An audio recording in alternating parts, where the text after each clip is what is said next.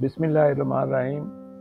मेरे ब्लॉग मत दी गल ਨੂੰ ਵੇਖਣ ਵਾਲਿਆਂ ਦੋਸਤੋ अस्सलाम वालेकुम।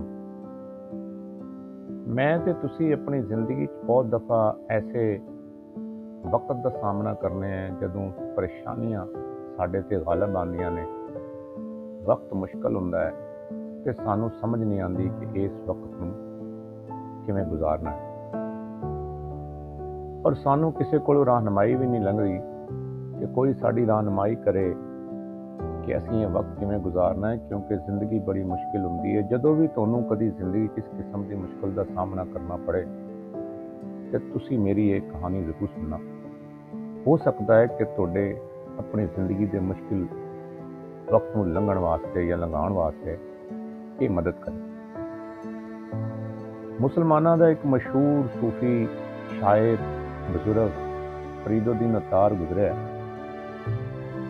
फरीदुद्दीन अत्तार ने एक कहानी लिखी कि एक बादशाह जो बड़ा ताकतवर ते कई सल्तनतां दा कई मुख्तलिफ रियासतां दा मालिक सी, लेकिन कदी कदी वो परेशान हो जाता सी और उन्होंने समझ नहीं आती सी कि इन्नियां नेमतां दे बावजूद भी वो परेशान क्यों। एक दिन उन्हें अपने दरबारियां नूं बुलाया। उन्हां विच खास तौर पर जिहड़े बड़े अकलमंद आलम सन उन्होंने बुलाया और उन्हें अपना ये मसला उन्होंने अगे रखा और उन्होंने कहा कि तुसी मेरे वास्ते एक ऐसी अंगूठी बना के दो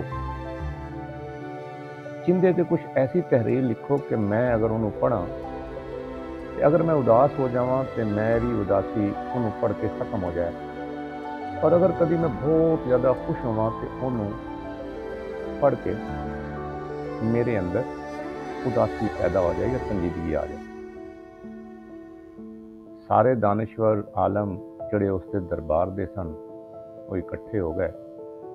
उन्होंने सोच विचार शुरू कर दिता। आखिर वो बामी तौर पर मुतफिक हो के एक अंगूठी उन्होंने बनाई जिंदे ते चंद अल्फाज लिखे और अंगूठी बादशाह नूं पेश की और बादशाह ने कहा, बादशाह सलामत, आइंदा जिंदगी कभी भी तुहानूं ऐसी कैफियत का सामना करना पड़े जदों तुसी उदास होवो या खुश होवो तो तुसी ये अंगूठी वाल वेख लेना तो तुहाडी ये कैफियत बदल जाएगी। मेरे दोस्तों अजीजो, तुहानूं पता उहदे ते की लिखिया है? उहदे ते लिखिया है ये वेला भी लंघ जाएगा। बहुत शुक्रिया। एक गल याद रखो कि वेला कभी मुश्किल नहीं रहिंदा, भावें इंसान फांसी ते चढ़िया है तो भावें किसी भी मुसीबत च। ये अल्लाह तला की नेमत है कि हर किस्म का वेला हर किस्म की मुसीबत लंघ जाती है। तो तुसीं भी उस वेले नूं ऐ सोचो कि यह वेला भी लंघ जाएगा। यकीन करो तुहाडे दिल च ठंड पै जाएगी और सुकून आ जाएगा। शुक्रिया।